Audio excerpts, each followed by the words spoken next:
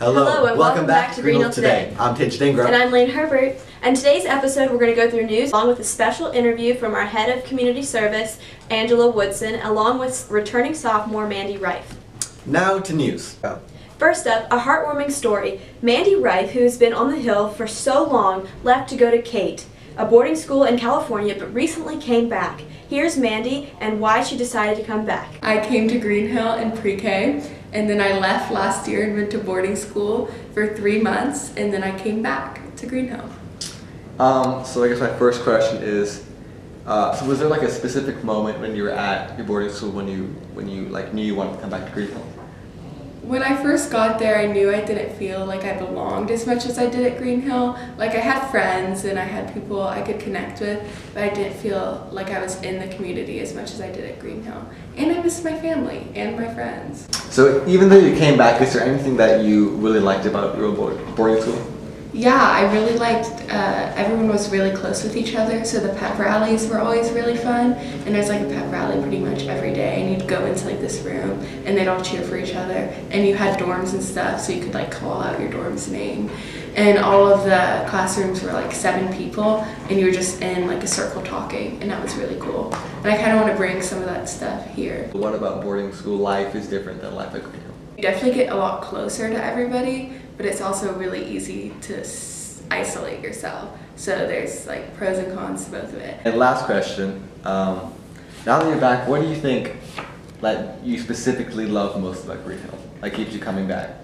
The way they taught me how to write, because I really like writing, and people don't think about how much they learn about writing and how my writing has improved so much and is so good because of Greenhill.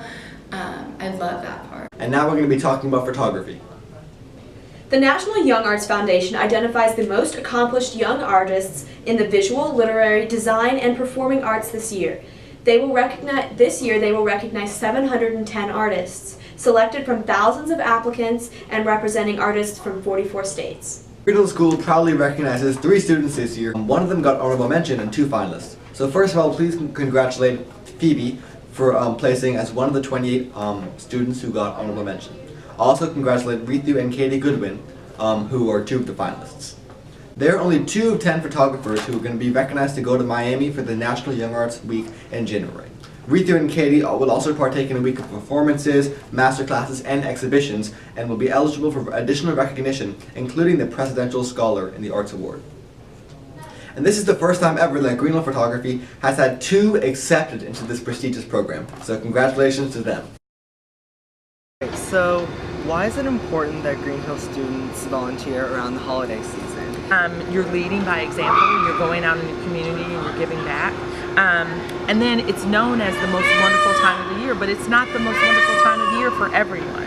There are people who may have job losses or just in poverty and are not able to provide and do for their family. Where are some of the places that Greenhill students go to volunteer around this time? Well, I looked at some of my data, and Greenhill kids kind of go everywhere. Some of the places I saw, there are a lot of people who volunteer at the Perot Museum, public libraries.